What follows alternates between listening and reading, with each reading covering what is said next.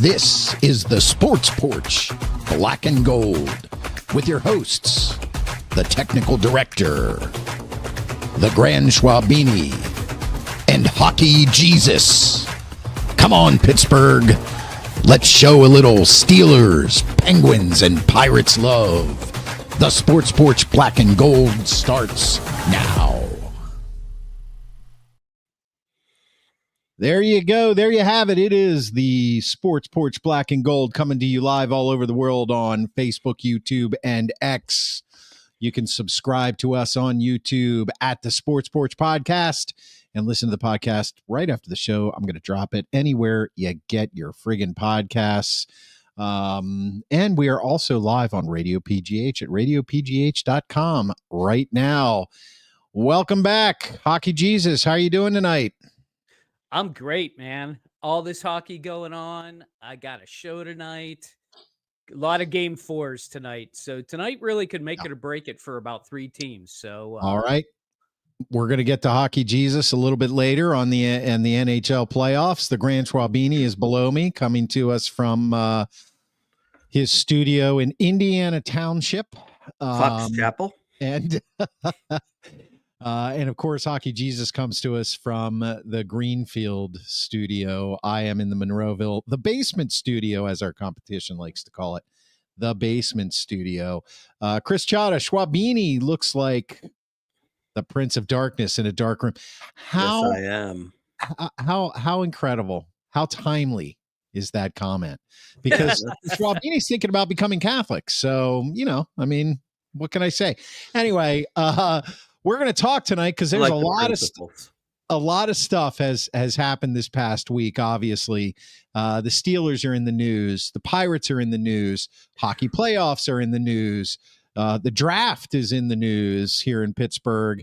And of course, we're going to get to a little what we're watching tonight because we give back to you. We help you save time. We waste our time so you can save yours. That's a good one. Let's put that on a T-shirt. We waste our time so you can sit. Nah, nobody will buy that. You're okay. Not good. As everybody's already heard, and that's why I love this. We do this once a week, live every Monday evening at 7:30 p.m. Eastern time, because we have kind of a week to take in all of this and formulate opinions and decide who's telling the truth and who's not, and decide, how we feel about it. And we get to talk about it after the fact. Sometimes we don't break any news here because they wouldn't let me in a locker room if I begged them anyway. But the Cowboys traded for George Pickens, and yes, everybody knows they did that. My question is, does the Pickens trade, and this is for you guys, does the Pickens trade make the Steelers better, or was it just like the obvious thing to do? Now everybody knows I've been saying for the last couple years that George Pickens was a cancer and blah, blah, blah, blah, blah. I love being right because I'm right a lot, and nobody's going to, you can't take that away from me. You just can't. I didn't say they were going to trade him. I did, in all, transparency here. I said they're going to give him another year, play with Metcalf, blah, blah, blah. I did not say they were going to trade him, but I've said he's not the answer. And the Steelers finally agreed with me. Yoho Son's in the house on YouTube. Pitt might be the best team this year at darts or pool, definitely not football. So anyway, back to my question. Does it make the Steelers a better team to not have George Pickens, or was this just something that was obvious? They had to do it, because I think something happened behind the scenes, kind of made them pull the trigger when they did. So, Grand Schwabini, what do you think? Well, it's hard to come to the realization that Pickett to Pickens didn't last very long. No, it was definitely not the next Montana to Rice. No, not even Young to Rice. Yeah, no. Yeah, not even maybe not to Rice. Not even Purdy to Deebo Samuel. No. No. It wasn't much worse. It wasn't Heineke to Terry McLaurin either. Well, here's what I'll say. Obviously, several things probably happened behind the scenes. You Right. hear a lot of talk now about how George Pickens was late to like meetings and games. We know about the one game, but Right. apparently there was more games and more meetings, and Right. he was really only interested in himself, and so something had to be done. So, on one hand, you can say it's addition by subtraction, Mhm. but on the other hand, it's just in terms of football skill Mm, perspective, mm, they're not as good yeah. because right now they don't have a number two wide receiver. Now that can change. That can change. There are some guys out there. Um, will they sign one? Will they sign a Gabe Davis? Will they sign a um, Amari Cooper? Um, there's some people that maybe could be had by way of a trade, let's say. But right now, I think your DK Metcalf was certainly an upgrade over George Pickens, Yeah. but you still have the problem where um, you got a number three receiver now forced into a number two position. Mm, You don't really know what you're getting with the rookie who didn't play last year. Um, so and obviously Yoho Sun says no quarterback either. right. So that's also a factor. So the Uh, bottom line is no, they're not a better football team. They may be better culturally, in terms of team harmony and camaraderie, because I heard from many folks that said he will not be missed in the locker room at all. right. So, a little of addition by subtraction, but at least in terms of the product on the field, no, they're not better. Yeah, I mean, it's hard to disagree with anything that Mark said. I'll go back to the draft when they took him. Everybody said that George Pickens would be a headache, right? And guess what? It turns out he was a headache. and, Yeah. and as it turns out, everybody else was right about him, and the Steelers were wrong about him. So it goes back to their inability not to be able to draft well, and that's why they put themselves in this position. I don't think I think that the Steelers have done it to themselves again. I'm glad personally. I think it is after everything has come out. And you're right, Mark. We did know about most of this already, but the amount of stuff that came out this past week after he left, and even the words that Pickens said himself about the Steelers lets you know how much of a headache this guy was from a cultural standpoint, from a selfish standpoint, from a me standpoint. The reason they had to keep him last year was because they didn't have a number one wide receiver. And it turns out, even with George Pickens, they didn't have a number one wide receiver. So that's why that's why they got DK, who is clearly a number one wide receiver. You are right.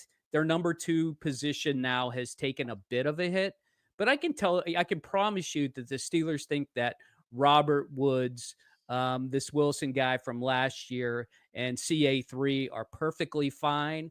And of course we don't still have a quarterback, but if we do end up with Aaron Rodgers, one of his has been wide receivers will come with him.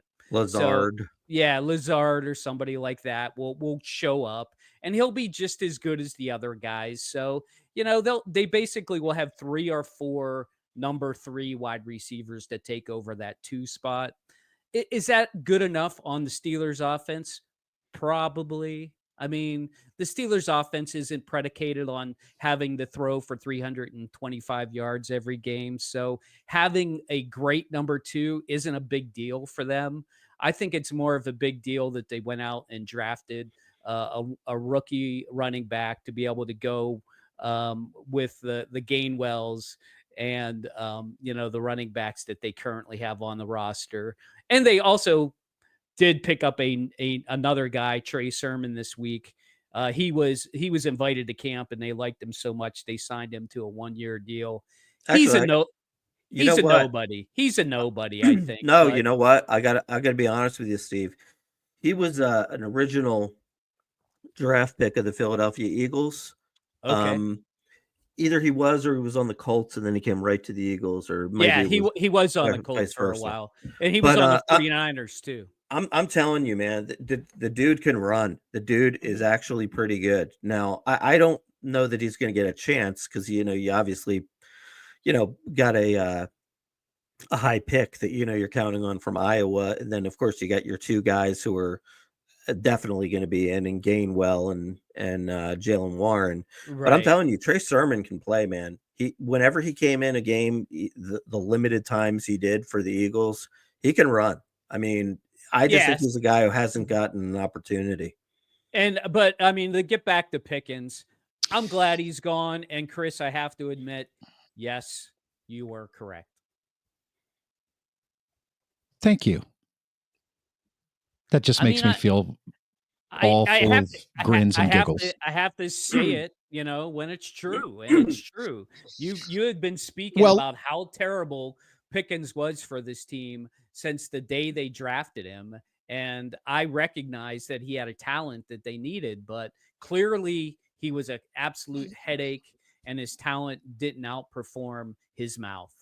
Well, I wouldn't go back to the day they drafted him. It was more like after, when he had his first little explosion on the sidelines, and then it was followed up by nothing but, basically disrespect for the media and everybody else and the fans. And it's obvious when somebody shows you their true colors. I mean, yeah, can the guy make a circus catch?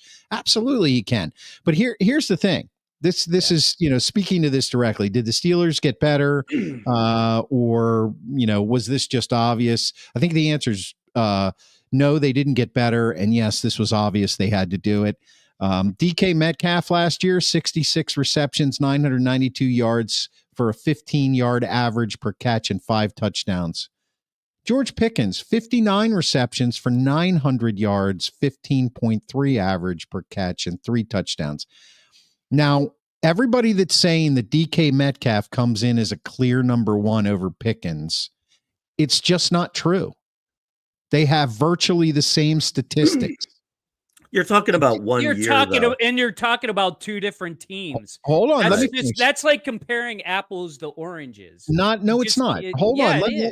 Let me finish. Let me finish that thought, because what I was going to finish it with is what makes him a number one is his attitude and how he plays the game and how he's going to affect the locker room. If you look at these guys, if you did not know who DK Metcalf was, and you did not know who George Pickens was, and you were just handed these statistics, you would not be able to pick out who the true number one was. Yes, I would. Well, from last year. Because you would look at the teams and you would be like, well, the Steelers are the worst passing team in the NFL.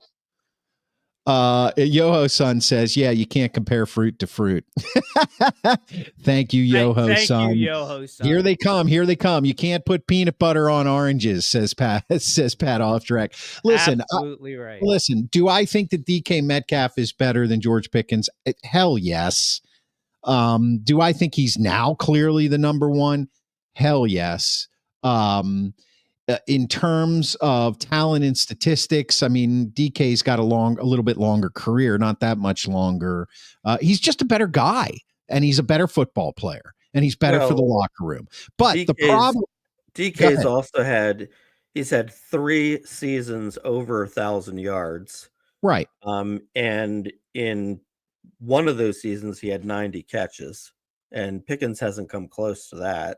He also had a number 2 in Lockett, and a better version of Russell Wilson. So, who is George Pickens? Look, God forbid that I defend George Pickens, because I'm not. I just want to make that clear. I'm talking just if you're looking under the hood at the mechanics and the way the car runs. That's it. That's all I'm talking about.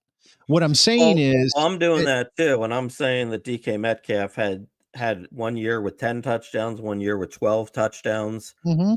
That's wide receiver 1 stats. Absolutely. And George Pickens had Kenny Pickett, and and Russell Wilson and Justin Fields and Mason Rudolph and DK Metcalf had Russell Wilson in his prime, pretty much in his prime, and Geno Smith, who was revitalized and playing as an all-pro, and he had a number 2 wide receiver. He had a better team. I'm not taking anything away from DK Metcalf. What I'm saying is the problem here is George Pickens. If the guy had the right attitude, the Steelers would have held on to him, and they would have 2 pretty damn good receivers, because Pickens' stats aren't horrible. They aren't horrible. They're not bad. They're pretty good considering what he had behind the offensive line the last couple years. But he was such an asshole that they finally they couldn't take it. And my guess is, aside from all the reporting that's done, because we know that's after the fact, it's like read the tea leaves. My guess is when they brought DK Metcalf in, he started chirping even louder because he's an entitled little shit. And now he's Dallas's problem. But go ahead, George Pickens, the most catches he ever had in a year was 63. And he had 1,000-yard receiving season out of 3 and never had more than 5 touchdowns in a year. Right, so right. It's a significantly worse player. I'm not going to say significantly worse, because he hasn't had he's had what 3 less years in the league and not had a good quarterback at all, and not really a good team. So what I'm saying is a little change in attitude from Pickens, and he could have been DK Metcalf. I mean, DK Metcalf doesn't come in with 1,300 and 1,400 yard receiving seasons here. You know, he's not. We didn't get Jamar Chase. Okay, we got DK Metcalf. Well, you could, to be honest, you can also make the same argument with DK Metcalf. He had a wearing down Russell Wilson, and he had a sort of has-been reclamation project average quarterback in Geno Smith. He didn't have any of these top 10 quarterbacks throwing to him. Hey, well, I can't wait to see what George Pickens is going to do with Dak Prescott. That's what's really going to be interesting. He's going to destroy him. He's going to destroy him. What week are you putting the odds on that he has his first blow up? Oh, I think it's going to happen the very first game of the year when they play against Philadelphia. Absolutely. I can't wait. Yeah, can't wait. Mike Lawrence is in the house. Thanks for being back, Mike. Everybody I know in my area of Georgia, who are for the most part big Georgia fans, have said that Pickens was an undisciplined problem at Georgia. Yeah, they were talking about that coming into the draft. Chris Chada, here we are on the Rodgers train. Wouldn't it be hilarious if Rodgers goes to the Saints now that Carr retired? Pat off track. The Saints draft somebody? Pat off track. Montana to Rice, Flutie to Molds. That's a good one, Pat. I really like that. Yoho Son says Big Money Boz is going to pull Tomlin to 501 field goal at a time. Oh, that's hilarious. I agree. He might have to. Yeah, them kids nowadays raised up with everyone kissing their ass and they get anything they want. Can't imagine why they are selfish little assholes. So that's Yoho Son on YouTube again. I'll tell you. And again, guys, look, I think DK is clearly a better receiver than Pickens. I'm with you. I really am. I just don't think the Steelers are in a better position. Because if you have Pickens there, looking at what he did last year, taking all the little temper tantrums out of it, that's a dual threat for anybody. And we know Mason Rudolph can throw the ball. He can throw the ball. We know he can. He can throw a deep ball. I think they're in a worse position because of the quarterback situation, not because of the wide receiver situation. Really? I think their wide receiver situation is bad. I'm sorry. No.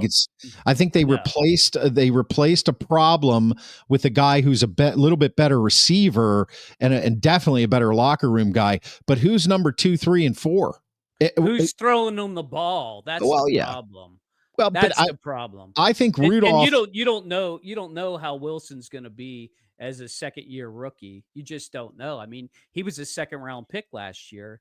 he supposedly has got the great speed that is going to be that, that Wes Welker type catch, and run for some yards. But, you just don't know. That's You what I'm don't know. saying. That's what I'm saying. You Well, last year you did know you had nobody. This right. year, you don't know in positions that are the second and the third position, which to me is a much better position to be in than saying we don't know who our number one is. See where I'm going with that? Amy on YouTube, you need a number 1 and 2, not a number 1 and number 3. And Yoho-san says put some tight ends out wide. Mount Washington, that's Klein's answer. Yeah, no, I know. I like how I heard you guys talking about that or texting about that. I don't think Washington is the answer. I think it doesn't matter. I don't want to talk about him right now. Yeah, we know what you meant. Yeah. So I think that, I think they did not get better by letting Pickens go, and it was just obvious that they had to. That's what I think. The quarterback situation is now completely out of control. It has been. I mean, it's like how long are you going to wait until you just say we don't need you? This to me is now, and I've defended Aaron Rodgers after watching Enigma and blah blah blah, but at this point now I'm like, okay, now you're starting to get selfish, Mr. Rodgers, and everybody from Pittsburgh knows that the real Mr. Rodgers is not a selfish person. So make up your fucking mind. Dude, he has made up his mind. He bought a membership at the club at Nevillewood. So what is that? Did he really? Did he? Supposedly, that's what the rumor is going around. For God's sake. Okay, well, maybe he's studying the playbook. I don't know. I don't know either, but it is very boresome to have to go over this week after week after week. Yep. And Will Howard, for everybody out there, look, he was a 6th round pick for a reason. Okay. He looked great in the championship game. Yes, Ohio State won a championship. Yes, he said, email me your playbook right now. Probably a great kid, hard worker, football player all the way. Right. But there's a reason he went in the 6th round. And the reason isn't because the Steelers struck gold. The reason is because nobody else thought he was good enough. And they looked at his tape and the intangibles, and they decided that he wasn't ready. So don't hang your hat on Will Howard. Just don't, because it's just not going to happen. I mean, they talk on sports radio here. We're going to see him play this year. If somebody gets injured, and if Aaron Rodgers is here, it'll have to be Rodgers and Rudolph get injured. Then you'll see him play. If Mason is the starting quarterback, well, okay, there's a chance because he'll end up being the number 2. I'm guessing, but let's not. It's a fantasy land to think that the Steelers have solved their quarterback problem, and I know everybody feels that way. So, you guys got any more to say about this at all? Well, the schedule's coming out this Wednesday, so we'll know better. Well, part of it already came out. Apparently, the Eagles are going to hoist the Super Bowl banner on top of Jerry Jones's head in Philadelphia, which I love. Yes. They always put out the first game earlier than the rest of the schedule, but the whole league will get the schedule on Wednesday. We'll see who they're going to play at home. We're going to see who they play away, and we'll make our picks from there. Do I think that they can make the playoffs with this team? I don't know. The division is so terrible. Yeah. I mean, would you rather have Cleveland's situation with 5 quarterbacks and probably Joe Flacco going to be your starter opening night? I mean, I just look at a team like Cleveland and be like, and everybody's high on Cincinnati, and honestly, they'll probably be the best team in the league. But Baltimore's you mean in the division, not in the league. You mean in the division. I don't know. They might be good in the league. It's all about their running game. The problem is they have no defense. Right. And that's why we can always beat them. But that's the thing, in our division, we're going to be very competitive. So there's always a chance when it comes to the Steelers in the division they play in. Yo-Son says, what teams are worse? Who can we beat on our schedule this year? Steelers, bottom of the bucket. Playoffs, Jim Mora. Yeah, well, we'll get to that when the schedule comes out. But it's coming out Wednesday, so we'll I mean, give it a look and maybe talk about that next week. I mean, on paper, Cleveland's defense should be better, but Cleveland is a dumpster fire. It is a dumpster full of steaming horseshit fire. That's how bad it is. It's worse than the Steelers. It's a lake on fire. So there you go. Right. Cincinnati is just a confusing issue because they have a guy in Joe Burrow and a guy in Jamar Chase, and then T. Higgins, who's JC2. But their defense is horrible, and they can put up a lot of points. The Ravens are just a mystery. They're just a mystery. They've got a great quarterback. They've got a great running back. They've got a pretty good defense, and they just can't seem to get over the hump. So, that's one. If I was in Baltimore talking about this, I'd be like, is it time to get a new coach for this team? Because that guy's been around for a long time. And yeah, he won a Super Bowl a while ago, kind of like Tomlin. And now it was his team, but now he can't do it. So yeah, we'll see when the season happens, but I don't have high hopes for them this year. I do, however, let's transition this. I do, however, have very high hopes for the new running back they brought in. I think this kid can run. What do you guys think? I mean, anytime you got young legs, you got to be excited about it. I was watching film, and I think he hits holes and he accelerates, and that's not something we've seen in a running back since before Najee Harris was here.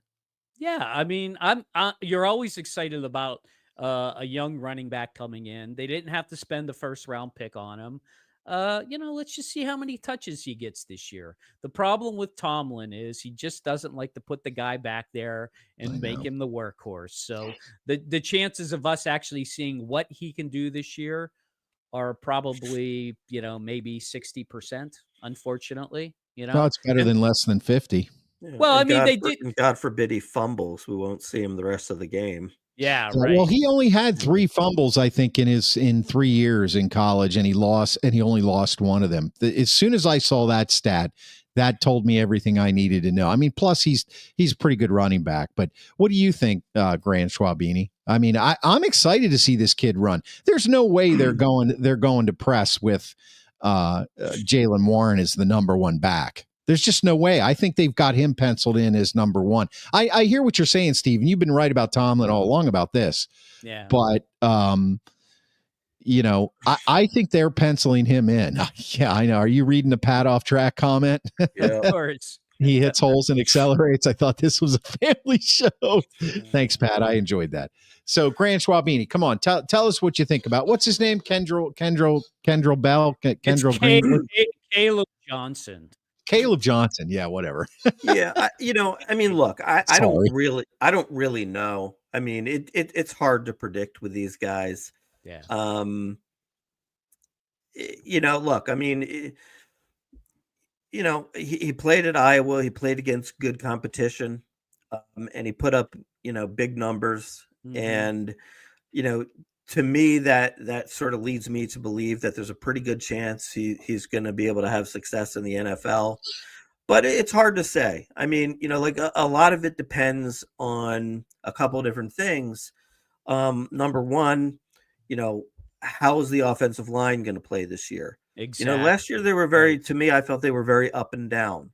Mm-hmm. So look, nobody can run if, you got guys, breaking through to the backfield. Then you also have the potential quarterback issue, which means, some teams might load up 8 in the box, right? Mm-hmm. So it makes it harder to run when they're not, they're not honoring like a star quarterback back there, right? Right. So, it's hard to say. And then, of course, I think the other part of the equation is I think that The way that the Steelers are looking at it is they're thinking of it as like a three-headed monster.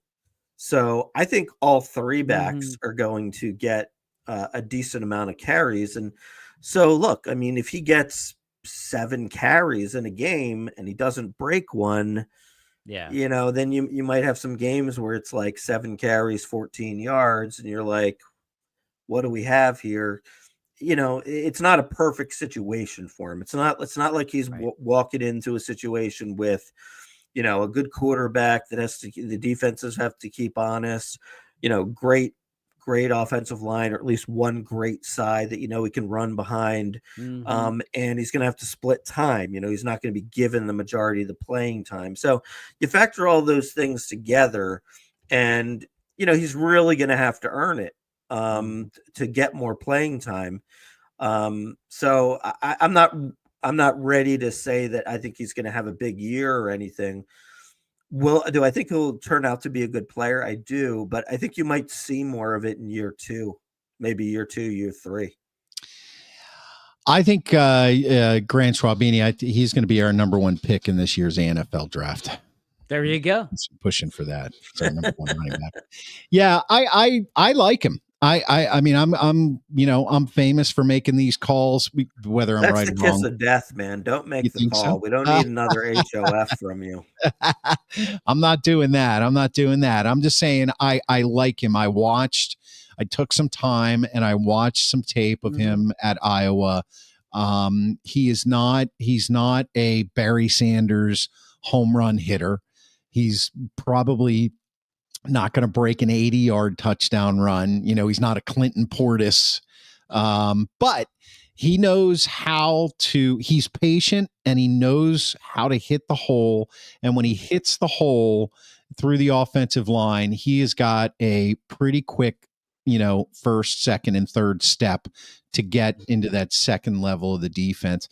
And then after that, he gets ahead of steam. He's a pretty strong runner. Right. Najee Harris was none of that. He was none of that. He couldn't find a hole if you pointed it out to him. Yeah, I'm not going to finish that comment. So it's just, I'm excited because I was very down on Najee Harris from day one after watching him run the first couple games. I could see where this was headed. I like what I see here, but you're right, Mark. You're absolutely right. I mean, if the offensive line, we are moving some pieces around there. We're taking Broderick Jones, and everybody's all excited now because we're going to move him back to his natural position. I'm not sure the guy ever really had a natural position because he didn't play the line that long in college. He was a project from day one, and we talked about this from the beginning. Would it have been better for the Steelers to keep him at left tackle where he was learning that position and playing it well in college from day one? Yeah, definitely. Now my concern is that he spent the last couple years doing everything in reverse. So now you're going to put him on the left side. Hopefully what comes naturally pans out for him. And then the rest of the line, Fatano and, Sayamalu. To me, Sayamalu is the guy that you probably don't have to worry about. Frazier, you don't have to worry about. Frazier, you probably don't have to worry about. So you're right, Schwab. The line has to come together, and it has to come together quickly in order for Caleb Johnson to get his touches, and for that matter, for Jaylen Warren or any other running back behind them to have success. So, but I'm excited about that. I haven't been excited about a running back in the Steelers offense for a long time. Since the days of Le'Veon Bell, and we all know what happened there. So I like that. Defensively, I think, we'll see. We'll see. This regime, their drafting prowess has not really had time to play out. I mean, this is what Khan's second draft, right? This draft? Third draft. Okay. Third draft. I would say by the time you get around to draft number 5, if you're, shooting blanks, then that's probably what you're going to be. So right now, the jury, I think, is still out on that, and I'm sure we'll have more to talk about that later. Anything else about the Steelers and this Pickens trade, or that you guys want to I'm focus surprised on? that we haven't got a resolution to the TJ Watt contract yet. Yeah, that's a good subject. Yeah, are you surprised, HJ? Not that I don't think it's going to happen, but I'm just a little surprised that it's taking so long. I'm not surprised, only because TJ Watt hasn't really said anything about it. So that leads me to believe that they already have an agreement, a handshake agreement that's set up. They just haven't, crossed the T's and dotted the I's on it. I think it's already done, because otherwise you would have heard him complaining to the media and to others, well, I can't believe, that Although we he's haven't kind of even not talked like about that, it. though, don't you think? I don't think Oh he's like that. no. He loves to complain when Oh, he does he? doesn't get it. Yeah, when he doesn't get his money and he's not getting his way, he's happy to go to the media and put himself out there about how he's important to the team. He likes to make it known how, he's the number one guy on the number one defense, perceived number one defense. So I think they have an agreement in place. They just are going to wait until right before training camp to get it done. Well, I'll tell you what, obviously you probably saw the news today about Trey Hendrickson. He voiced his displeasure today, saying that he and the Bengals have not spoken since the draft. So if there's anything of consequence where, TJ Watt's contract could be in jeopardy, we'll probably find out about it the next couple days, because with Trey Hendrickson, kind of putting it out there in the media, if TJ is unhappy, I would imagine he'll jump on that bandwagon, put it out in the media. And if you're right, which I think you probably are, if it's already kind of set and they just are wrapping up the details, then you probably won't hear anything. Yeah, I think that's where it is. So that's why I think you're right to bring it out, because it is a little curious, but they're going to get it done. Unfortunately, I wish they didn't have to get it done. I don't think it's a contract that they should have to worry about this year or next year, but clearly they want to tie him up for the foreseeable future, which means he'll probably get another 3 or 4 years, and that'll wrap him up for the next 5 or 6, and that'll be it for him, if he even makes it that long. I mean, I know a lot of people have talked about, now's the time to trade him. I don't know how you could do that. I just, and to say he's on the backside of his career. Yeah. Okay. For sure he is. Yeah. Yeah. But his mere presence and the backside of his career is much better than the upside of a lot of other careers. Kind of like the Cam Haywards of the world, you just can't take a guy like that and trade him. And you just can't. I mean, the salary cap is a strange and evolving, living document, being, whatever you want to call it. They'll work shit out, if they sign him to some mega deal this year, and then all of a sudden it looks like they're getting better and they need to sign some other guys, some other pieces.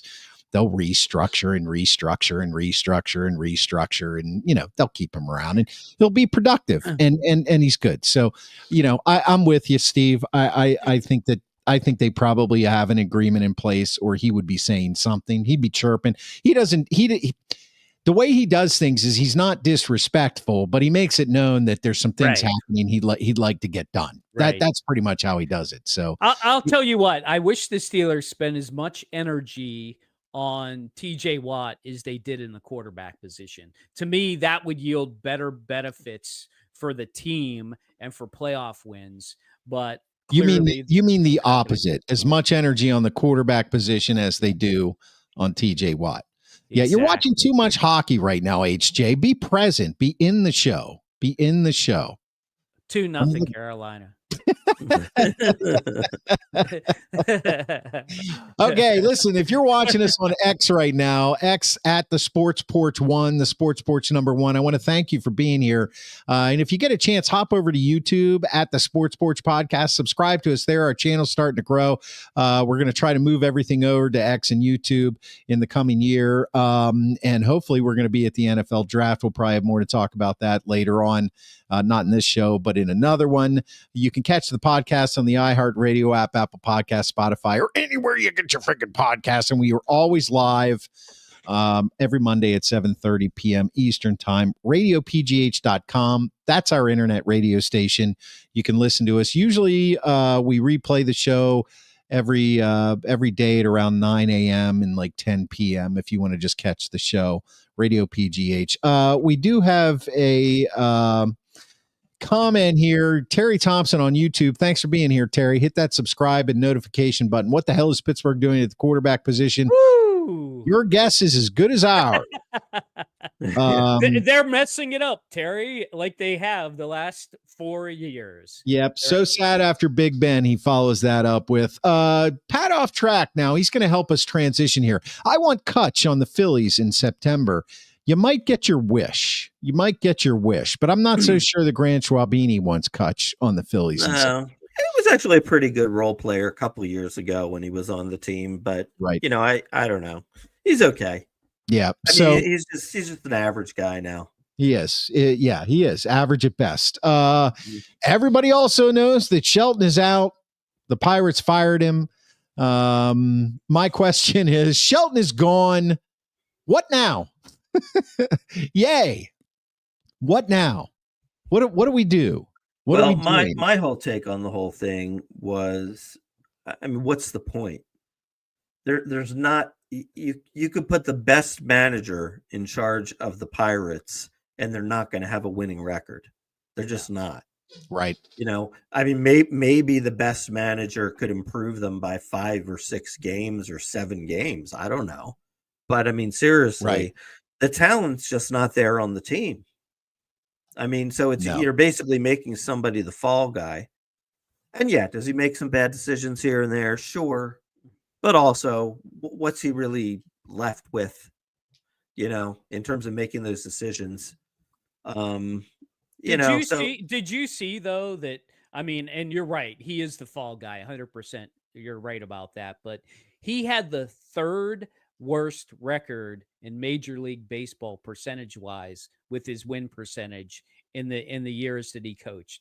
In all of baseball, he had the 3rd worst winning percentage of any Major League Baseball coach. That's how terrible not only he is, but the Pittsburgh Pirates are. Right. And I mean, to me, it's not really a reflection on him so much. I think it's more a reflection on the talent.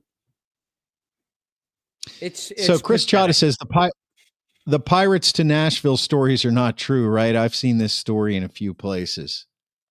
I would not. I'm not even being rude, but why is there even that?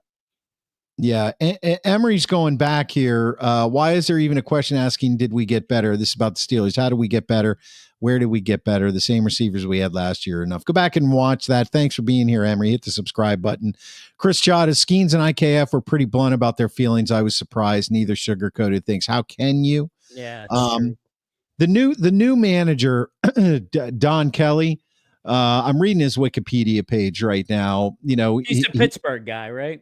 Well, what it says is he played baseball for the Pirates, the Tigers, and the Marlins. He played every position on the field in the major leagues, including pitcher. Over the course of his career, he mainly played the outfield and third base. He was born in Butler, Pennsylvania, about 30 miles north of Pittsburgh. He played baseball at Mount Lebanon. His senior year, the team won the AAA state title. Anything else? He went to Point Park. So yeah, he's a total Pittsburgh guy. His career was not, nothing out really crazy about his career. I'm looking for his, Butler is nowhere near Mount Lebanon. I know. No, I know. It's on the opposite ends of the world. Well, maybe he moved down there, or maybe they did. Clearly, that's what happened. Yeah. Yeah. He was signed by the Pirates to a minor league contract in 2006. He was a utility player. In 2007 was his debut. Diamondbacks, Tigers. I'm just looking for his coaching history here. Okay. Is it that you're not finding any? No, you're right. Very little. Here it is. I found it. In February 2017, he was named a scout and assistant on the player development staff for the Tigers.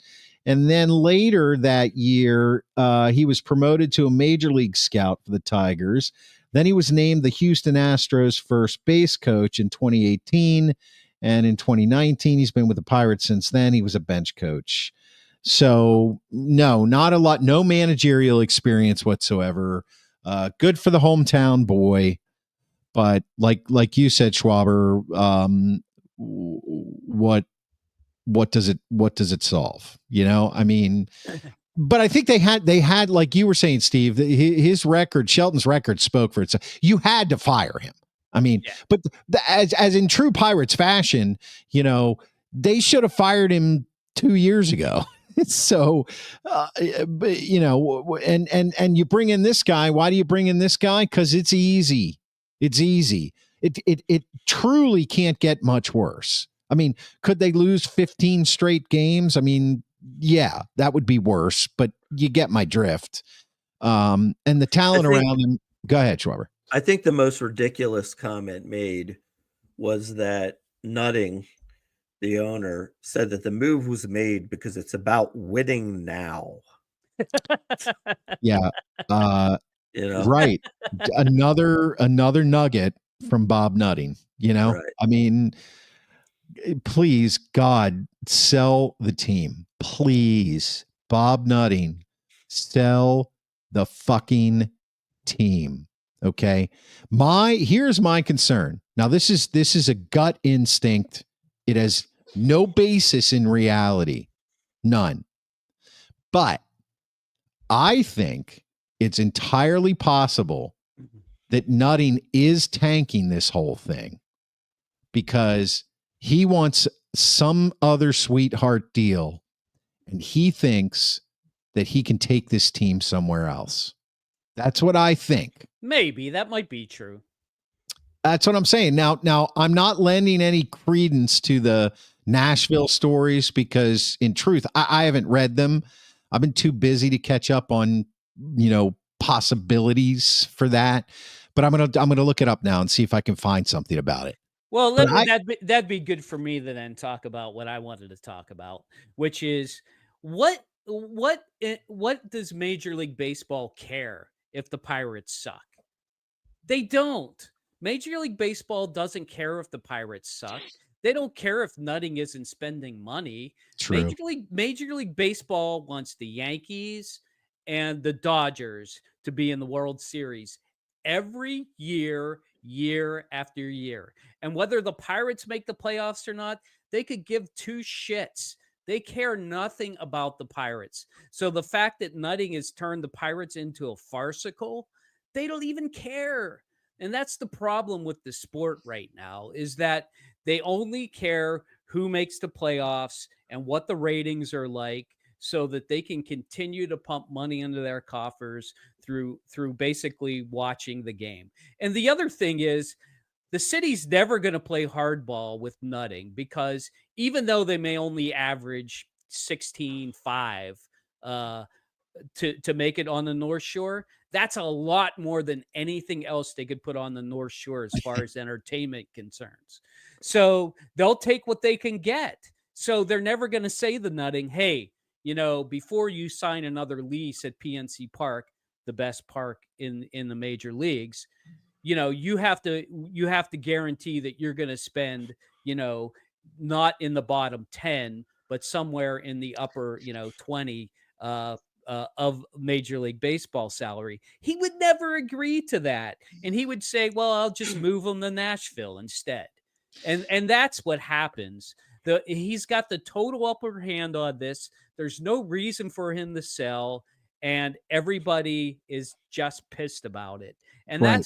that's why there's nothing that can be done about this. The Pirates will never win again. There will never be another World Series here. Never win again. They won't. Yeah. I mean, explain how they are. They've got a generational. We went over this last week. They have a Right. generational talent at pitcher, and they do nothing about it, and they don't care to do anything about it. And that's why I get so upset talking about the Pirates, because the system's set up to be against them, and we'll always have 15,000 people who want to go watch baseball on the North Shore because the stadium's great. They just love the sport. Okay, so a couple things, unless Schwaber, you had something you want to get in here. No. Not really. I mean, I just think it's sad. Yeah, I it mean, is like sad. I was actually watching the game on a Mother's Day. You know, when you have at least a 500-ish type team, you sell out Mother's Day, you know? Right. Yeah. I mean, it was like there was nobody in the stands. Yeah. Well, see, that's the thing. I got two issues I got with you tonight, HJ. First of all, your word farcical. First, I thought it wasn't a word, but I know, like, you read the dictionary all You're the time welcome. in your spare time. However, you did use it wrong. It's an adjective, not a noun. So you can't turn them into a farcical. They are a Nothing can do anything when it comes to farcical. They are a farcical tangle of events. It's an adjective. Second, the notion, and this is something that goes directly to baseball, and I'm going to sound like a homer here, but I think when I complete the thought, I think the Grand Schwabini is going to jump on this bandwagon with me, or I think he probably already thinks this. Okay. I am sick and tired of hearing that PNC Park is the best ballpark in America. I am here to tell you that that is 100% false. It is not true. It is one of the newest parks, and it has a pretty cool cityscape behind it. That's neat. It's really neat. But I have been to not a lot of major league ballparks, but a couple. And of those couple that I've been to, I can name two that I think are way better. Way better. Number one is Camden Yards. That's the homer in me.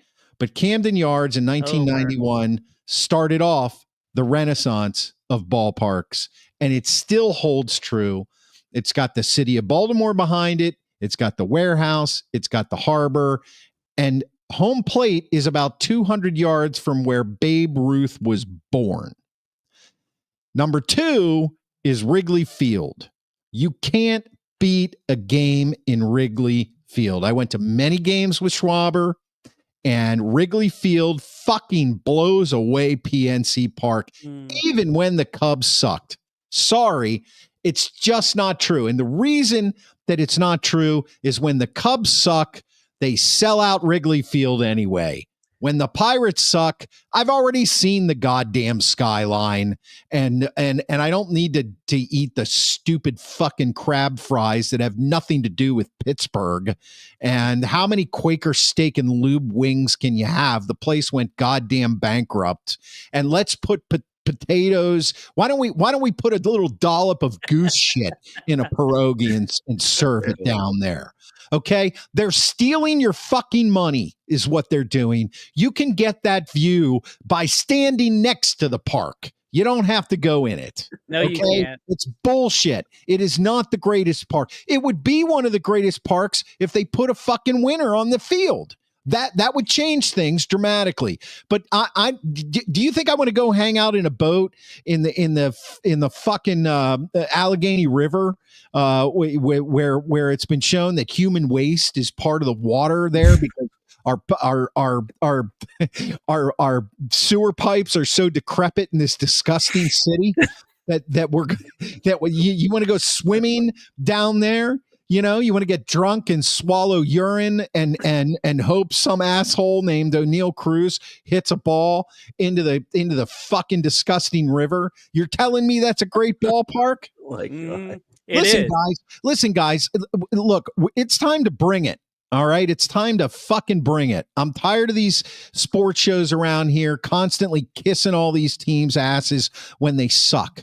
All right, I lived through a generation of bullshit when I was a Redskins fan. I don't have to live through a generation of bullshit here without saying something about it. And we You have already have. You already have. Okay, well now we find our voice. It's been 47 years.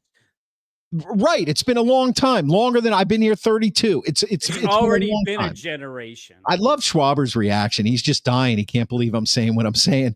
But I'm not going to hold back anymore. I'm just not going to fucking hold back. I hear Joe Starkey Joe Starkey finally jumps on the bandwagon.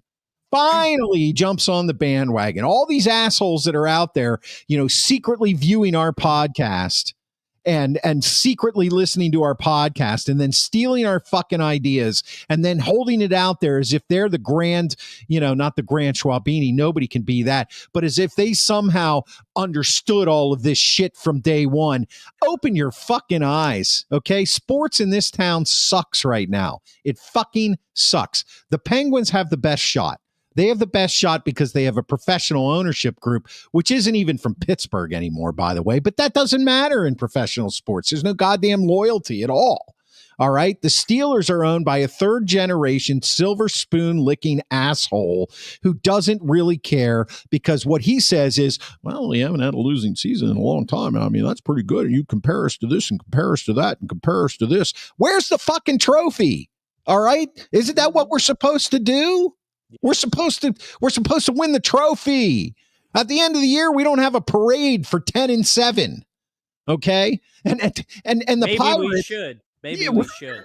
Yeah, that's a good idea. I think maybe we need a parade for another winning season. I think that should be the new standard. The new standard is parade for a winning season. What do you think? Know what?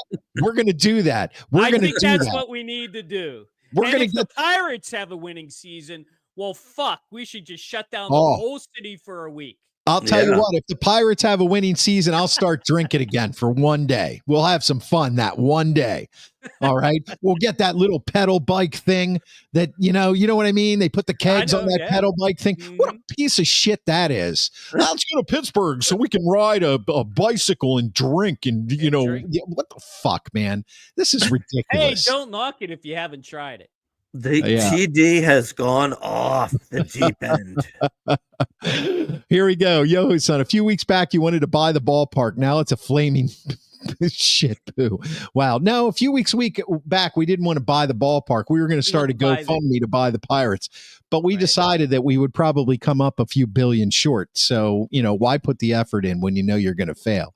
At least $500 million short. Yeah. Amy says, Chris, you need anger management classes. Yeah. No, that's what this show is for, Amy. Yeah. That's what this show is for. I don't.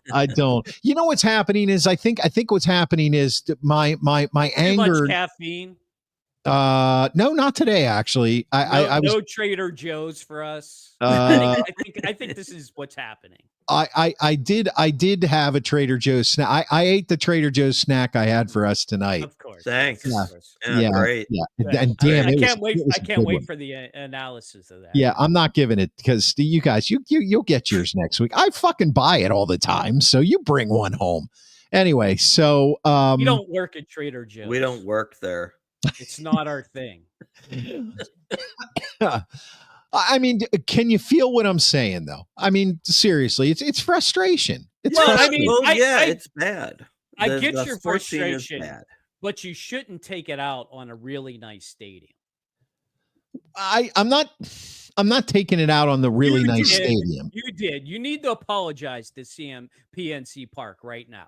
Should I apologize to PNC Park? You need to apologize to the park before we can go on. How about if you meet me down there tomorrow and I'll kiss the Willie Stargell statue and you can take a picture of Chris apologizing. And we can go by the new clock and check the countdown for the draft at the same time. I'm down. It's supposed to rain tomorrow, so I'm not going to get all my yard work done anyway. Well, I'm not doing anything this weekend. We'll just make a weekend out of it. We'll go smoke a cigar. You can go kiss the statue, and then we'll stop by the clock and do some homage. Okay, it'll have to be later on Saturday. Schwaber, are you in on this? No, I don't smoke cigars. Schwaber's going to be doing something that's really important for our show. He's actually going to be watching sports. So, yeah. Well, I'll be watching hockey the whole time, so don't worry. Yeah, I am to the point where I'm tired of it. I am looking forward to the Steelers season because of some of the things we talked about earlier. But once again, make sure you get a pigeon poo pierogi too. Nice. I will, Yoa-san. But look, guys, if you subscribe to the YouTube channel, drop us a comment. Tell us how you feel. You know, I went off. It was a rant. I agree. I kind of lost control. I'm tired. I've been mowing the lawn for 5 hours today. You know, what are you going to do? I've kind of let my guard down, and that it's the way I feel. And honestly, I really feel like, look, if you're a Yinzer and a Homer Yinzer, then yeah, you love PNC Park. It's the greatest ballpark in America. My response is, yeah, and what the fuck is that getting you? It's getting you nothing. That's what it's really more about here. What it's more about is you're basically saying, stop saying it's the best baseball park in America, because it's like that's all you can say. And it's annoying because it's like, who really even cares? Right. You know, like I would much rather the Pirates played in the ugliest, worst ballpark in America and be winning the World Series. Yes. Would you rather that? I would rather that. That's exactly my point. Thank you. I would like to start with the winning season. Sure. Okay. Fine. And as proof that it is not the best ballpark in America, on Mother's Day it was not sold out. Almost nobody goes to the games. If you live within 5 miles of the best goddamn ballpark in America, you would think that you would be going down there on a regular basis, win, lose, or draw. And that's why Wrigley Field is better, because I know Chicago has 20 million people, but win, lose, or draw, they pack that ballpark. Now, they've been better lately, but they pack that ballpark. Okay. Camden Yards did have similar issues. It's a great ballpark, but when the Orioles are bad, their attendance dives. Not as low as the Pirates, though. Not as low as the Pirates. So, hey, man, what can I say? That's that. And I spent an awful lot of time on that. I want to thank everybody for being here. We're not ending the show right now, but I'm going to encourage you to go to YouTube, subscribe at the Sports Porch Podcast. Every Monday night, 7:30 p.m. We're live, so hit that notification button. And if you want to catch up, you can catch up. We drop it into a podcast after the guys. You realize we have over 500 episodes? Do you realize that? Feels like more. Feels like we should have more. It feels like we should have more. Yeah. We have over 5. I think it's if it's not over 500, it's damn close, because a few weeks back when I checked, it was like 482. So we have a pretty damn good track record here. One last thing on the Pirates that and Terry Thompson, you're a true fan. I agree. He says they should have tried to get Francona to come to Pittsburgh. If I may say, Terry Francona is known to be a Pirates fan. I think he's a Western PA guy. I'm not sure about that fact, but I'm pretty sure he is. Clearly a better manager than Shelton or this guy Kelly. God bless him. He's a Yinzer. Love him, but he's to show you what a manager means to a team without talent. Terry Francona's first head coaching job was with the Philadelphia Phillies during a period of time where the Phillies were much like the Pirates are now, and he couldn't get to a winning season. Right. So it's about the players. Yeah. Does a manager make a difference for a few games? When you're talking about playoff baseball, sure. But you got to have the players to win a lot of games. And then the Pirates just don't have the players. Agreed. Okay, we're at an hour now, so we need to get to NHL playoffs right now, because Hockey Jesus is just foaming at the mouth to do this. He's definitely been watching hockey the entire show. So Hockey Jesus preaches on the podcast after every single regular season Pens game and throughout the Stanley Cup playoffs. You can follow him on our YouTube channel at the Sports Porch Podcast. You just did one. Was it yesterday, HJ? You did a round 2 recap? I did it on Friday before I left for Philly. So Friday, yeah. that's right. Friday. Yep, Carolina Hurricanes. Chris Chott has a question to start off this HJ sermon. All the playoff teams seem really good. Are they all legitimate cup contenders? They seem to be to me. What do you think, HJ? I mean, with the exception of who's playing right now, Carolina and the Capitals. I just don't like the style that they play. But yes, I think you can honestly say if any of these teams won the cup, and clearly one of them will win the cup, I think they're all worthy champions at this point. At this point, I love the West Coast. I think Dallas is playing great. I think the way they've taken over that Winnipeg series has just been dominant. Let's face it, Connor McDavid has just been playing lights out. Him and Draisaitl. Um, whew, I mean, that Vegas team is really good, and they made them look pedestrian in the first 2 games. Now Vegas did strike back, so I'm happy that nobody went up 3-0. I know you Canadian fans and your Toronto fans out there really wanted to go up 3-0, but now that Florida series is 2-2, Florida came back and won the last 2. I can promise you Toronto fans are not happy about that, but that's been a hell of a series also. Yeah, I'd say with the exception of the Carolina Washington series, Washington I think has just hit a wall. They can only rely on Logan Thompson, their goalie, for so much. He's done a lot, but Freddie Anderson for Carolina has just really had their number. In fact, he has it again tonight. And Washington currently only has 15 shots on goal. I think they've only been averaging like 18 or 20 shots. Just not enough. You got to have An to get entire game? yeah. Wow. The shot totals in general in the Washington Carolina series have been down. And it's because they cover the lanes so much. You can't even get a shot through, and that's the problem. I just don't like that kind of hockey. I like the wide open, the 3-on-2 breaks, or even like when it's a 2-on-2 break, and then you got somebody else that's making a beeline on a back check to make a play. To me, that's real hockey, and that's a lot of speed. That's a lot of talent, and I just love it. It's been great. I have to say that I think at this point it's highly likely. Well, maybe not highly likely now that Florida won the last 2, but if you would ask me on Friday, and I think I did mention this, I think it's possible that Toronto and Edmonton could be in the finals. And if that happens, all of Canada would shut down for at least 2 weeks to watch those games. Yeah. Yeah. There'd be a lot of Labatt's Blue flowing around there. Canada hasn't won in a long time. Yeah, Toronto hasn't won since '67, and Wow. Edmonton, I think, last one with Messier, and that would have had to have been in like Holy hell. 1987 or 1988. Well, that was somewhere Gretzky was still playing for them, right? Yeah. Or was he on the Kings then? No, Gretzky got traded, and then Messier stayed and won a cup without Gretzky.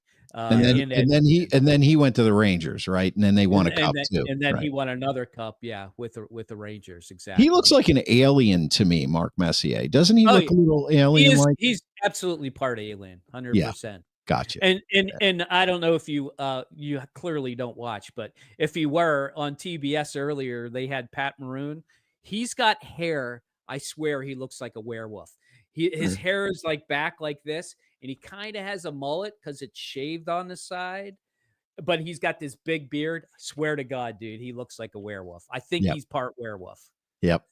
But it's great. If you're not watching hockey, get your ass in front of a television later tonight. You got Edmonton and Vegas going at it again. Eichel's got to get going, because if Eichel gets going, I think they can tie it up. But it's highly likely that Edmonton will go up 3-0 because they won both games in Vegas, and then Vegas stole a game in Edmonton in overtime on the dumbest, littlest, stupidest goal because Draisaitl knocked it into the net with 0.4 seconds left in the game. Still no Pens, coach. What do you think's happening there? No, Chris, the Pens aren't going to get a coach for a while. Dubas has been over at the IIHF tournament. I think it was in Chechnya. That just wrapped up. He was over there with the Canadian team. So he'll be back at it. The unfortunate thing is that the University of Denver coach, who I was really high on getting, did sign with University of Denver longer-term contract, so he will not be coming to the Penguins. So take him off the list. There are a couple Swedish coaches to keep your eye on, but Dubas is in no hurry. I kind of hope. It was funny. I was talking with the counselor about this last week.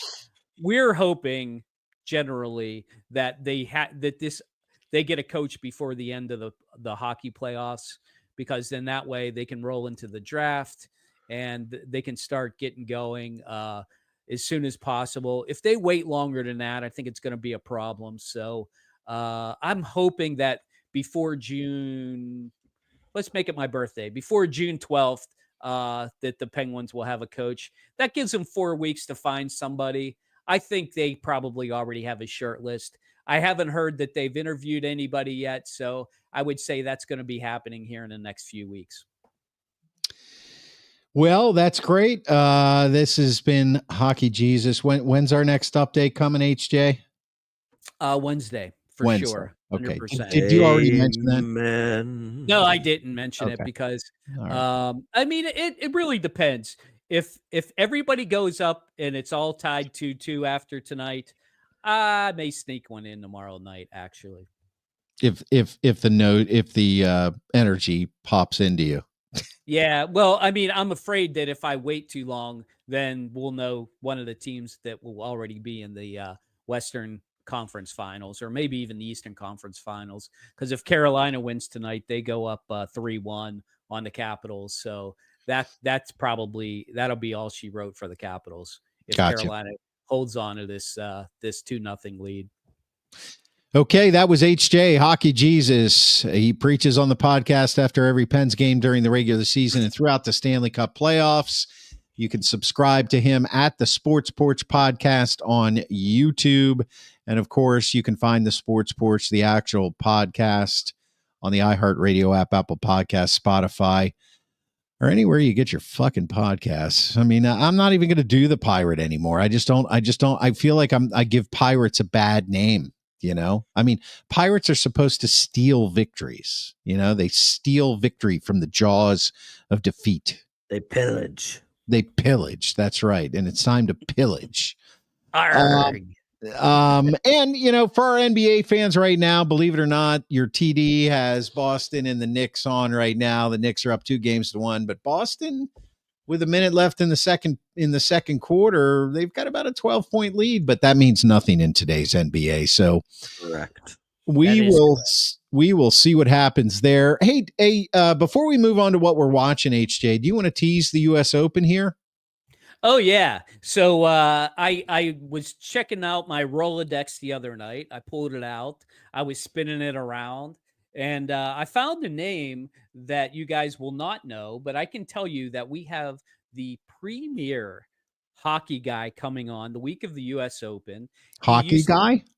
Oh, yeah. Oh, I'm sorry. Golf guy. Golf guy. Yeah. You know, big burly guy. You know. I know Mike.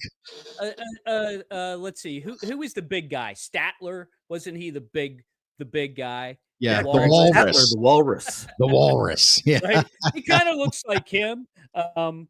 Sorry about that, Mike. If you're listening. I don't know how he's going to feel about that. It's a badge of honor. Anyway, he's going to be on the show the Monday of the U.S. Open. He's got great insights. He's been to every U.S. Open in Pittsburgh since 1978. Can you believe that? Wasn't he was he's the golf writer for the Trib, right? He was actually he was the editor of the sports page for the Trib Right. back in the 80s and the 90s, and then he loved golf so much he just turned it into a place where he talks about it on the radio now, Yeah. and he does it. I think he does it still for the Fan on Saturdays. Yeah. Anyway, he's I've going to be heard. he's going to be joining us. He's going to give us our insights on it. Funny enough, I was talking with him on Friday, and he said that this is the first year he actually is not going to be going to the Open because he's going to be covering the amateur at Johnstown, of all places, which Huh.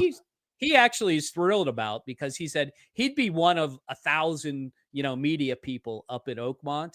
And he said he'll be one of like 4 guys at the amateur in Johnstown, and it'll be done on Saturday. So on Sunday, he can sit in front of his television just like the rest of us and check out the final round of the U.S. Open with a nice cold one, except for you, TD. And also he's had an illustrious career. He is the I don't know if he was the original, because I wasn't around for when the league originated, but he is a former commissioner of the NFL. Yep, which is our fantasy football league. Which previously was known as the TR League, which is the Tribune Review League. Yeah. So it was created back in the early 80s. Yep. Back when they had to do all the stats by looking it up on the sports page. So who else but a bunch of sports guys to start a league like that, right? I remember the drafts. The drafts were at his house when he lived in Greensburg. Yep. And I remember the drafts. It was the draft board, putting the little stickers up and all that kind of stuff. So in the magazines and all that. Yeah, the magazines. Yeah, Schwaber, a little bit of history from the NFL. So that's exciting. I'm sure our fans are thrilled. Yep. All right, let's move on to the last part of the show. This part of the show is something where we give back to you. We waste our time so you don't have to waste yours. Grant Schwabini, take it away. Well, this is the part of the show that gives us great joy, because we give back to you, our fans, our loyal listeners, our friends. And we know it's so hard to find a good show, right? So many places to look. You could be looking forever. Hulu, Netflix, Prime, Max, Peacock, Paramount Plus. It just goes on and on and on and on. And it's not easy. But there's good news. The good news is we're here for you. We're going to do that for you. We're going to watch these shows, good or bad, come rain or shine. And we are going to let you know whether you should spend your time watching it or you should pass. And this way, we make you the big winner in your household. The big winner. The only qualification is that you have to have finished, for us to give a review, we have to have finished the season that we're in. And, or if it's a movie, you got to finish the whole movie. If you hate it, you can't walk out of it and then give a review and say, I got 15 minutes in and it sucks, so I'm not going to watch it. You got to suffer. See, that's how we give back. We suffer for you if it's bad, and then we say, hey, don't watch this. And if it's good, hey, listen, we give you something good to watch. So this week, I'm going to start with the Grand Schwabini. The Grand Schwabini is watching something on Netflix. The Eternaut. This is an Argentinian series, and it's on Netflix, and it's 6 episodes. It's already been renewed for a season 2. And what I would say is, if you are a sci-fi person, if you are a end of the world person, then this is for you. A little slow in episode 1, but episodes 2 through 6 fly through, and so much happens within 6 episodes. It's amazing. And essentially, if you're looking at our screen, you're going to see there's a guy basically with like a gas mask on, like something a firefighter might wear into a fire. And what happens is kind of one day in the middle of nowhere, the lights go out, can't use electricity, and it starts snowing, or what appears to look like snow. And if you go outside in the snow and you're not protected, you are going to die. I knew it. Is You're it, going to is it, die, and you're going to die instantly. What? It's not like a horrible death. You just die. I guess it's not horrible because it's very quick. Yeah. But that being said, some might view death as bad. Yeah. Most of us do, Mark. Yeah. And so, part of it is, how do we survive in this situation? The other part is, well, what has happened? Ooh. And that could go anywhere from, did something hit the earth? Mm-hmm. Are there aliens involved? Mm-hmm. Did something happen with the balance of space and time? Oh yeah. Et cetera, et cetera. It's very good. If you're a sci-fi fan, I think you'll love it. I'm all over it. It's really quick because it's only 6 episodes. Sweet. But it's got a season 2 coming. So season 2 is coming. Yep. So, all right. 2 thumbs up from the Grand Schwalbini. Okay. I have just made you a winner in your household. There you go. The Grand Schwalbini does it again. The Eternaut on Netflix. All right. I'm going to do mine, and then we'll go on to HJ's. Okay. I exercised my I exercised my non-selfish watching. Oh, I like it. Not a documentary this week. And I watched something called Three Body Problem. Was that UHJ? That I love this. Yeah. Okay. Yeah. I was pretty sure it was you. I couldn't remember exactly. But Three Body Problem on Netflix. 6 episodes, by the way. You weren't sure when you reviewed it. This is right up. You were right. This is right up the TD's alley. Total sci-fi show, total aliens. But what I love about these kinds of shows, what attracts me to them, is when they are kind of based in like real life. Right, exactly. So there's a lot of like shit that goes on where you're like, yeah, this is real life, and then they throw these twists in. I really don't want to give anything away on this, because what was confusing to me, or what piqued my curiosity, in kind of a carnal way, was the name Three Body Problem. So where I thought this was going, like. You thought sci-fi, right? But you told me it was a sci-fi, and you gave kind of the alien, you gave some of the stuff, right. But I thought, there could be some good sex in this. Well, there's not. So, so we'll just take that off the table. But what's interesting is, what does Three Body Problem really mean? Well, you find out that in the show. Why is it a 3-body problem? You find that out in the show. The character development that I thought here was, it happened very quickly. So the characters, it's almost as if they they slipped into the personalities of the people they were playing. The actors did pretty quickly. So I did not find anybody on the cast to be to not be believable. You know how that kind of throws a wrench in a show once in a while, where it's a good show, it's a great story, and there's 1 or 2 people who are really, they're really nailing it, but then there's that other character who you're like, I just don't believe this person, So the acting is really good. The story, though, to me, has a couple holes in it. But since what I know is there's definitely another season coming, because when I saw the after the first intro for season 1, episode 1, they were like this season on Three Body Problem. Well, you only do that if there's another season coming, So you are a sleuth. I am. I'm sly. I get these things. You're a sleuth. So, but it's an entirely believable situation, in the sci-fi realm. And yes, it does involve aliens, and they are coming to the Earth, and there's going to be a big issue. So, that took about 10 minutes for you to get to that part. You say that every single time, Schwaber. So, So I highly recommend, same thing. If you're into sci-fi, you like it to be on the believable realm, not like all of a sudden alien ships show up and, kind of like what was that with Jeff Goldblum and Will Smith, Independence Day. Independence Day. Yeah. Yeah, like boom, the ships are here and there's a war. Yeah, no, this is a little bit more cerebral and it's got some cool shit. So I'm a pilot. I it's belong in the air. that's right. It's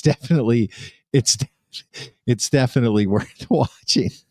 Schwaber, I love you, man. All right, I didn't mean to put up the eat or not again. All right, HJ, I'm coming to you with this one last because this is kind of out of the blue. Yeah. Schwaber, this is kind of I'm curious. I'm really curious, and I know Mark's going to be curious too. Yeah. This is Okay. kind of like a what? Okay, Well, so what is Scout on YouTube? Please okay. answer that question for me. I have to table this a little bit because this is actually not finished because it's actually a how do I say this? It's about a couple who buys a house in the middle of Newfoundland, and every Sunday they put out a video about what they're doing on this island. And so it's not really a show. It's definitely not a movie, and it's on YouTube. So you could go back. They have 6 or 7 episodes to date, but it's ongoing. So it doesn't ever really end. You know where I'm coming from? I know So, exactly where you're coming from. so it's Okay. basically like somebody's just filming their life on a weekend. Yeah, exactly. But what's really interesting about this couple is this guy Matt and his at the time fiance Kelly, but since then they've gotten married. He bought a house unseen for $25,000 on an island near St. Joe's in Newfoundland, Canada, and literally this place was falling in on itself. And he's fixing it up, and he's starting. They have goats. They're gonna get chickens. They're gonna get pigs, and they're fixing up the house as they're doing it. So, if you like that sort of adventure, uh, basically that's all it really is. It's just this couple who bought a house, is fixing it up, and is living a life in Newfoundland, Canada. And I find it really interesting just because every Sunday they put out a new video and it's about 45 minutes. And they probably get about, I think the first video that he put out got like 8.1 million hits on it. And since then, the following is about, I don't know, maybe a half a million strong. So somewhere between 400 and 500,000 people are watching this every It Sunday. sounds like they sell it to HGTV. Yeah, right. I actually pulled it up on YouTube here. Yeah. He has 335,000 subscribers. Yeah. Okay. And it says, "Hi everyone, I'm Matthew Clark, and welcome to Scout Outdoors. Alongside my trusty dog Ronnie, we live full time off grid right here in my home province of Newfoundland. This channel mostly covers the bigger trips and expeditions I've taken over the past few years. I really hope you enjoy. If you do, please subscribe. Yeah. Welcome, Scout." The last video he put out was yesterday. Yeah, Off-grid island life. Yep. 38 minutes long. Mm-hmm. Within a day, 267,000 views. Now, it's important to note that YouTube counts a view as anything that's like either 3 or 10 seconds long. Right. So yeah, of course. But out of that 267K, there's a great deal of them who are probably watching 20 to 30 minutes of it. I watched the whole thing every Sunday. So yeah, most of the views are in the multiple hundreds of thousands. One of them 900,000 views. His shorts get 10 to 20,000 views, kind of like where we want to be. So, yeah. But yeah, I think it's really fascinating how he just if you look at the channel about 4 years ago, he was on his own and he like did these adventures but since he bought the house and has been doing these, videos around being at the house and with his girlfriend Kelly, it's solely focused on that now. That's not really it. There are adventures, don't get me wrong, but the adventures are all around what's going on at the house and with his life with his girlfriend. Now, by the way, I could never do this. I would never ever want to do this, but I see it as kind of like a Survivor situation, if you will. You know how to get Survivor. Yes. Yeah. Disgusting. I do see an awful lot of goats and sheep. Goats, yep. They made a forge. They're making they're building a garden. They had to fix their boat because their boat sank. They were going to go into town one day, and they actually have a couple boats. They only have one neighbor, which is pretty interesting. But the video footage is pretty rudimentary. So I mean, it's not anything special from a viewpoint, but I find the storyline very interesting. I do love. Okay, so here's the video you were talking about. I bought an abandoned house on a remote island. Yep. 53 minutes long, 6 months in, 8.5 million views 2 months ago. But that's the one that started out all the other videos that he's doing now. Yeah, the very beginning one. Yeah. Well, here's the one that I really want to watch. Why I burned down my log cabin. Oh, that was the end of his previous adventure. You should watch it. It actually is pretty funny. Yeah. Yeah. You want me to spoil it for you? Because you're not going to watch it. Okay, spoil it for me.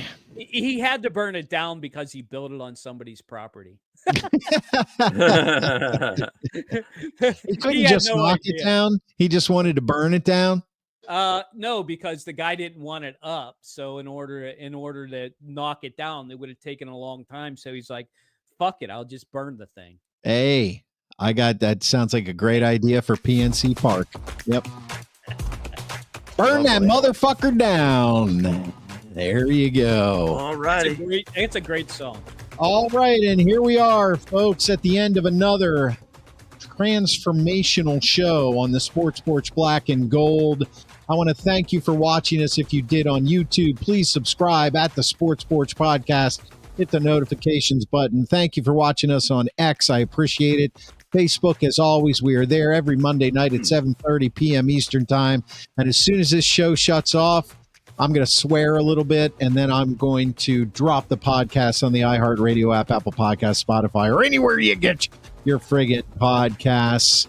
For the Grand Schwabini, for Hockey Jesus, I'm your technical director. That's it. I am out.